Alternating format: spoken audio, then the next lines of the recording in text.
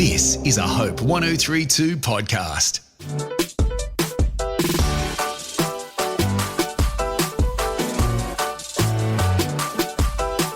Hello, welcome to Undistracted. I'm your host, Laura Bennett, and this is the podcast where we learn from our guests how to be better at building our lives with intention around our passions, our purpose, and deal with some of the stuff that can get in the way of it. You can find video versions, many of these conversations, on the Hope 1032 YouTube channel. You can also subscribe wherever you're listening. Are you a mum or a dad who views parenthood not just as something that you've fallen into because you have a kid, but as a calling, as something that brings you purpose in and of itself? Are you ever distracted in that pursuit? Do the details of school and everything that comes with that sometimes just feel a little bit overwhelming? Our guest today is Collett Smart, a psychologist, qualified teacher, speaker, and internationally published author of They'll Be Okay, 15 Conversations to Help Your Child Through Troubled Times. Collett also hosts our Raising Teens podcast, and I wanted Collett to come on the show to talk about some of the things that we can find really challenging as a new school year begins, and also why she is so passionate about seeing families be intentional about parenting, about education, and helping your kids find their own sense of identity and purpose. Let's welcome Collett to the show. Thank you for having me, Laura. As a family, I mean, you've got a few kids yourself. How do you begin to shape expectation and what you want a new school year to look like?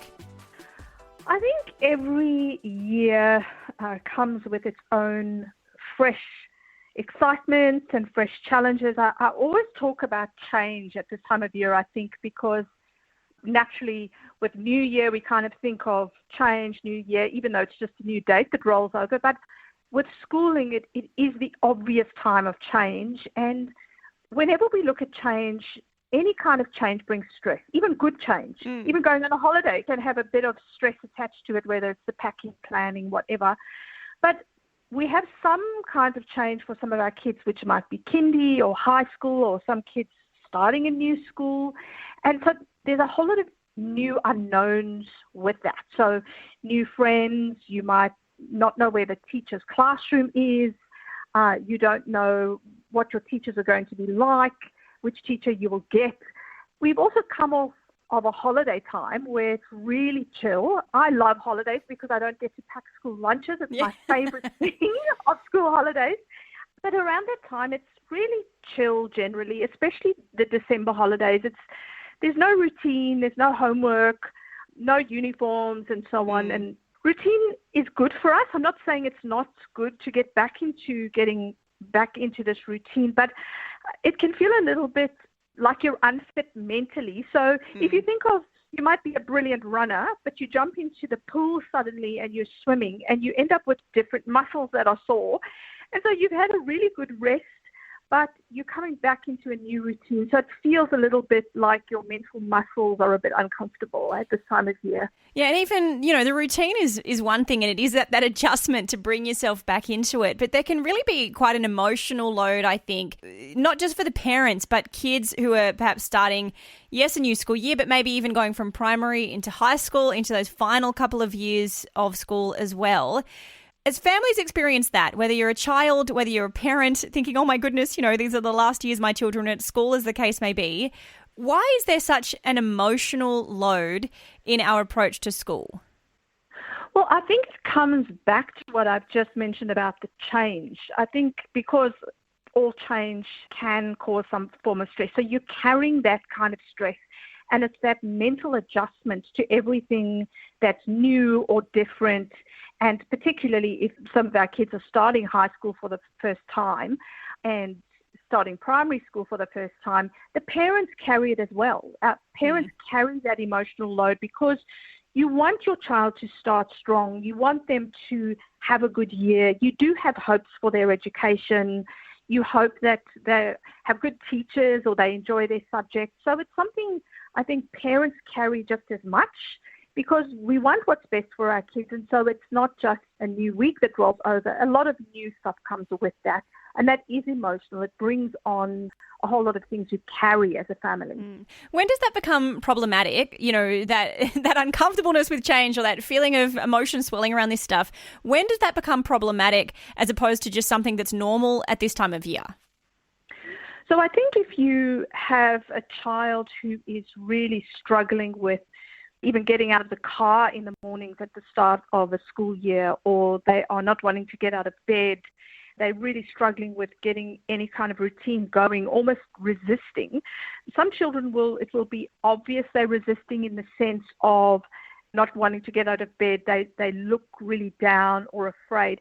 Some children, their resistance comes as outbursts and anger and meltdowns. And for a lot of our kids in the first week of school, many of our kids will actually have a kind of decompression after school, which will look like a meltdown for some kids, or they'll have an outburst, lash out at their siblings, lash out at their parents. Some will just want to retreat. So I think we need to be a bit gentle with our kids and not take things personally as parents. And I'm talking to myself because I kind of forget that often as a mum.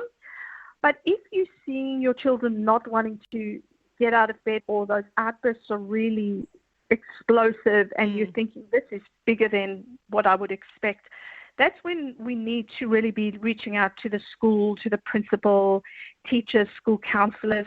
I worked in schools for so long, and there's so much that schools can do if they know that you need support. Yeah. They can have buddy systems where they can make sure a friend is there to meet a child as they get out of the car, kiss and drop, or whatever the school calls it. There could be teachers that are there to just take the child in, particularly your young children who are happy to walk in with a teacher. Your teens will usually want a friend or someone there with them rather than an adult, but there are so many support systems around, but parents need to be the voice for their children and let the school know that your child is struggling and get some help early on.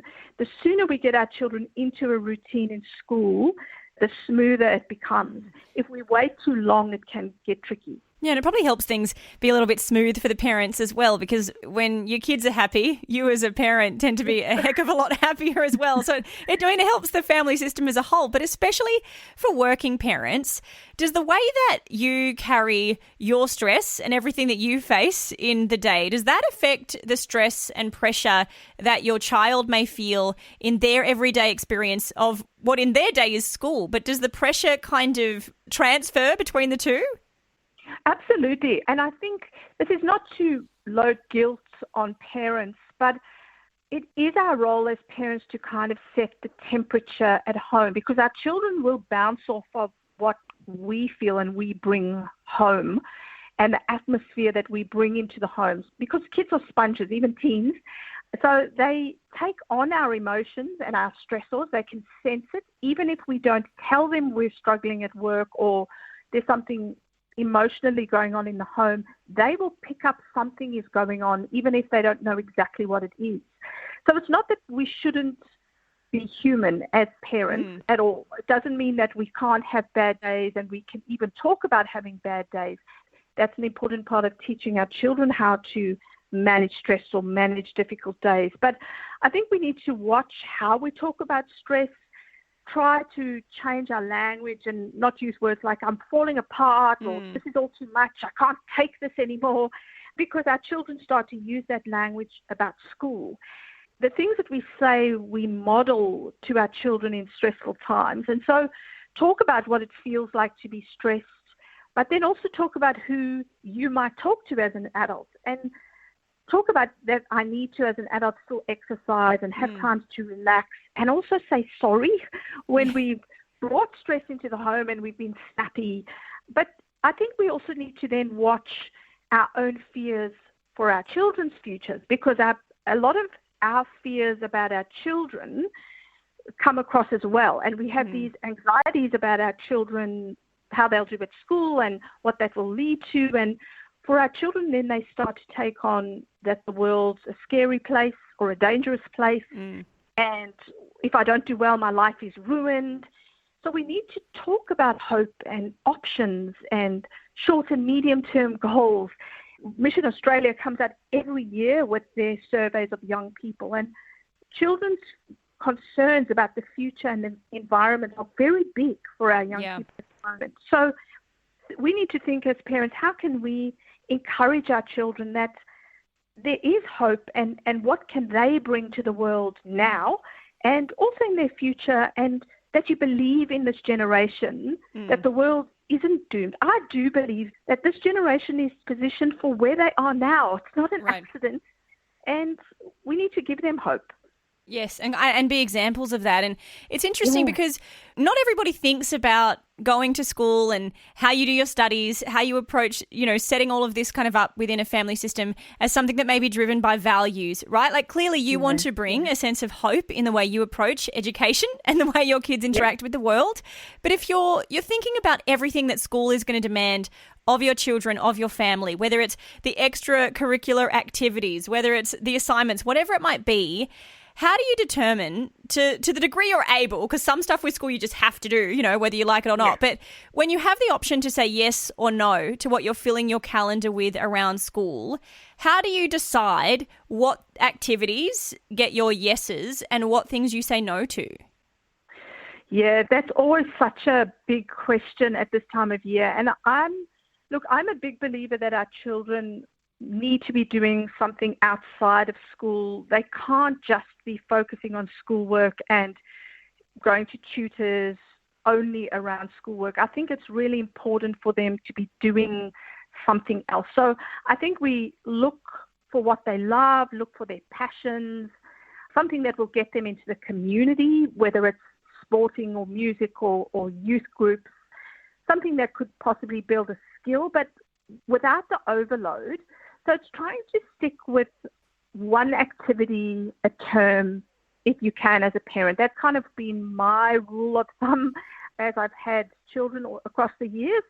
I do know that some families and some children like to do a sport and an instrument. And so it's just checking the schedule that your child still has time to see friends and develop social skills, because that is very important. And it's so important for them to have connections with their peers and have some times to relax, and then, have times to do homework, because school is important. But if you perhaps have a child who's doing an elite sport, we also need to check as parents, are you the one pushing that energy, or is that coming from your child? My niece is a brilliant basketball, and it is driven by her.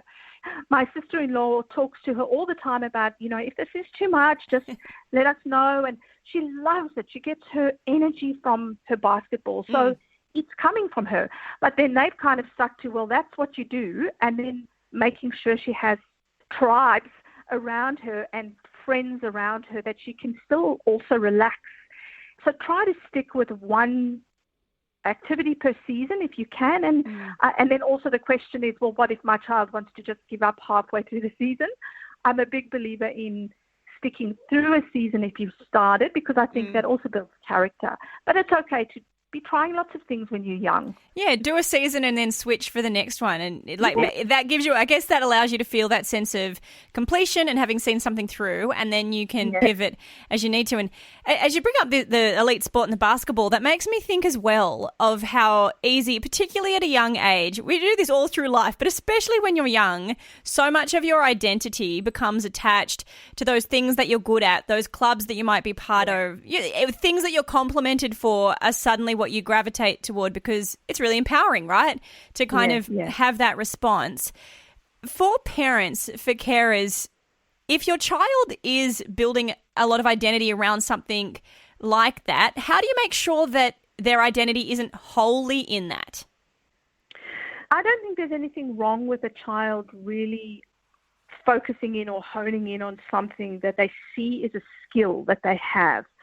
Going back to my niece, she really is passionate about basketball and she lives and breathes basketball. But then her parents have also made sure that she's part of a youth group.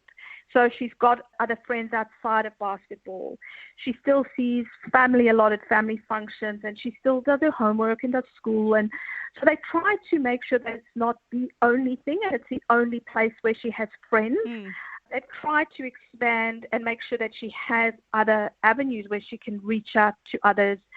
But I do think that many children tend to change around. There's not a lot of children that you see that they do find only one thing and that's their identity. That isn't usually the norm. But for those that do, I really don't have a problem with them really just building that, as long as I said, you're making sure that they still have friendships and groups in other areas of their lives. I think that's important. Yeah, and I know for a lot of my friends who have kids, I'm the auntie. I'm the one who asks what people are up to on the weekend, and it's got to fit around whatever schedule of the different, sports and kids' parties and stuff. Like, I love it. But I hear them often talk about just how many parties there are, how as a parent getting into school, many of them, it's their first child and they've never done this kind of thing before. Navigating the expectations between parents of even what you bring to a birthday party. Are we doing gifts or are we not doing gifts? Do you have to attend every single child's birthday party and then invite every single child to your kid's birthday party as well? For parents who are in that space of going, I just don't know how to relate to the other parents. How do we determine what the rules are? What have you done as a mum to say, this is how I'm going to engage with the other families at the school. This is what I'm going to be able to invest in, so that you kind of almost set the stage for what's okay for all the parents, if that makes sense? I think if you can be the one who has the courage to actually ask and raise the question with other parents, I think a lot of new parents, particularly if it's your first child and it's the first time you're navigating school parties and school events every weekend, it can feel like you didn't get the memo and you're not sure what the rules are. And I think most people don't know. They're all thinking, well, I don't know what the rules are and should we all be there? And I think if one or two of the parents actually have the courage to say, look, I realize we're all coming to parties and we're all doing this every weekend. I feel like perhaps we could all decide not to have the pressure to buy gifts for such and such amount, or let's all feel like we can stay for a certain amount of time and then go.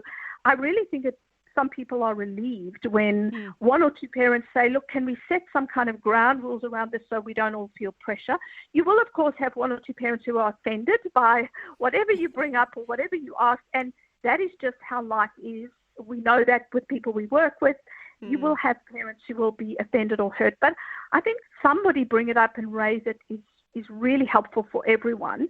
Also, I remember those early years, kindy, one around there, preschool. As parents, you kind of expected to be at every party, and that's fair because you can't have one parent looking after 25-year-olds on their own. No, thank you. I was even a qualified teacher, and I still wasn't okay with looking after everybody else, the 25-year-olds. So that's understandable that you do go to all those parties. But can I say to parents, it doesn't last forever. I promise you. Very soon that kind of ends, and then you're actually, some of the parents of teens will be listening and saying, yep, now I'm at the point where I don't know, do I call up and find out who's going to be at the party? Do I walk to the door? And my answer is always yes, call up. I mean, I even did that recently with my third and just initiated a discussion with some of the parents about an event my son wanted to be at with some boys. And the other parents were relieved, like I was relieved. We all had the same misgivings or questions, and it just takes somebody to do it. And your teens will usually be mortified, but unfortunately, that's one of the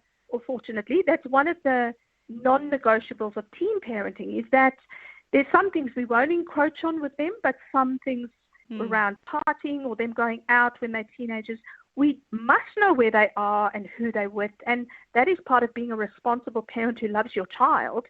And if you do it, other parents get the courage to do the same thing. Yeah, it kind of sets the tone for everybody else, I guess. And I mean, Collett, you've been passionate about families, about raising kids, psychology for many, many years now. Some people may know you host our Raising Teens podcast as well. Why is it so important to you to work in the space that you have chosen and to make sure people, kids, families, everyone are healthy on this individual level, living with purpose, living with some kind of intention around the way we do things? One of the reasons I started the podcast was actually during COVID, and then it's just grown from there. But I wanted to put an expert in every parent's pocket. I was talking to a parent just yesterday who said that the same line we all use, that our children are never born with a how-to manual. And so often parents are particularly parents of teens, I say to them, sometimes you're some of the loneliest people on the planet, because when you've got a child in early primary, you're all going to the parties, or the mothers are all at a mother's group, and so you're all talking about sleepless nights or potty training or school activities or how's your child handling the new reading or whatever it is. Suddenly, you're not at the parties anymore, so you don't have this network that you realize just you were thrust into. Now that they're gone and you're not talking with other parents about what it feels like to raise a teenager. And so I really want to help parents not to feel alone in their parenting, in their questions, some of their struggles, even the joys. I wanted parents to feel normal, and I want them to feel like their teenagers are also normal, that they can say to their teen, when you're struggling with your insecurities or your doubts, you're actually normal because this is what is going on in your brain, or this is what anxiety looks like and how it shows up, or this is what you do when there's pressure in sport, or whatever it is. There's so many topics I've covered, but there's so many experts that I know that I've just been so grateful to have on the podcast who've just given their time. And it's because I want parents to feel like parenting teens is not as daunting as they thought. And even in those really difficult times with our teens, there is very often a year or two that is very, very hard. And I want parents not to feel alone in that time. Yes. Is it hard sometimes for you, though, to parent your own kids as a parent and not as a psychologist? That's probably one of the most common questions I get asked in interviews. And the answer is yes, because I am not my child's psychologist. I am not their teacher. To them, I am just mum. And also, I'm very emotionally involved with my own children, as I should be. So sometimes I can't see clearly even, and I know that I make mistakes, and that I have to remember some of the things the experts who have come onto my podcast have said, and some of the things I tell parents myself. The one thing I say is I'm always apologizing in my home for times that I've messed up. But I would say studying psychology and learning psychology, I originally went into teaching, loved it, and then studied psychology because I did a subject in psychology and fell in love with it. And naturally, because I'd been a teacher, it sort of gravitated towards child and adolescent mental health. And I think what fascinated me about the world of psychology was I really struggled as a teenager. I hated high school. And I think I wanted something that I could do, that I could support teenagers who were struggling, but then also becoming a parent, learning what was the best practice, what is recommended out there that actually is supportive for teenagers' mental health and their social well-being and their friendships. And so a lot of that I definitely use in my parenting, absolutely. And I believe it has helped me become a better parent. But please notice I didn't say a perfect parent. No. I'm not that. But going back to your original question, I am first my children's mum, and then my job comes second. And yes, I make mistakes. And yes, I'm still learning, and I have young adult children now, and I'm still learning how to be a young adult mum. Yeah. So I think I'm learning all the time. Yeah, and that can be the next podcast, Raising Young Adults, because I think what some people don't realise about hosting a podcast is that we do it as much for the listeners as we do ourselves. Like, it's kind Absolutely. of... Because I love getting to talk to the guests that have been on Undistracted, because I learn so much, and it's my own project of curiosity in some respects, in the same way that, you know, you get to immerse yourself in such brilliant insight into parenting. Well, exactly. I mean, you'll hear me very often in the podcast when I talk to guests, or I have little spiels in between, I call them, when I ramble on about something. But I often talk about my own children. I don't obviously give any, deep personal details, but I talk about my own parenting struggles or second-guessing myself, or things that I've found that have helped, because I do find talking to some of the experts that I speak to absolutely makes me think, oh, yes, I should try this, or yeah, I did that, and it has worked in my own parenting. So absolutely, the podcast is just as much for me. Well, let me ask you this, Collett, because I ask a lot of the guests here how to live an undistracted life, right? How to live pursuing the thing that you find purpose in, pursuing the thing that you feel called to, and really addressing some of the things that can distract us from that, get in the way of that. To be an undistracted parent then, what would you say that looks like? How do we get to that place? Because so many parents don't just see it as, I had a child, therefore I am a parent. It is a calling. It is something they find purpose in. How do we pursue that without being distracted? So I think it's natural to find distractions in our life, even as parents, things that crowd us, whether it's our work or navigating elderly parents that you're also looking after, or technology. Technology is just as much a challenge for us as parents as it is for our children. We're always talking about technology for kids and so on, but really as parents, for us to be present and undistracted is really, for me, fighting that urge to pick up my phone or that urge to go and check something when I'm parenting. It's something that I saw really shift in my parenting from when my children were tiny and we didn't really have phones, or we kind of had the flip phone. And then as I was watching my children play sport or in an activity, suddenly we had smartphones, and that pull to answer a text or check something while you're on the sideline of the sport field, for me, it was a very purposeful thing I continued to do, and I still continue to do, to put my phone away, to be undistracted on the side of the sports field. Trying to, one of the experts that I've spoken to have said, when your child walks into the room, make your face light up. And you can't make your face light up when your child walks into the room if you're looking down at a screen. So I've always tried as much as I can, and I'm not perfect at it, but to, when I sense or notice any of my children walk in, to look up from what I'm doing and engage with them with my eyeballs to actually show that I'm actually noticing and I'm here with you. So it's really, for me, the undistracted is the stereotypical technology, but it's the way that I'm working on all the time, even with my teen and young adult children. Being undistracted is putting down the tech and engaging with them where they're at. Yes. The glow of a phone does not count as your face being lit up when they come into a room. Collett, such a joy chatting with you. Thank you so much for taking the time. I encourage everyone, of course, to check out your Raising Teens podcast if that's the season of life they feel they need to, be diving into it with. But Collett, thank you again for your time. Thank you. Thanks for having me.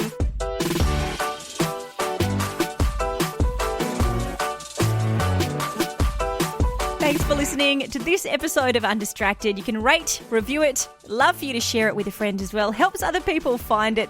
And until next time, enjoy living this undistracted life.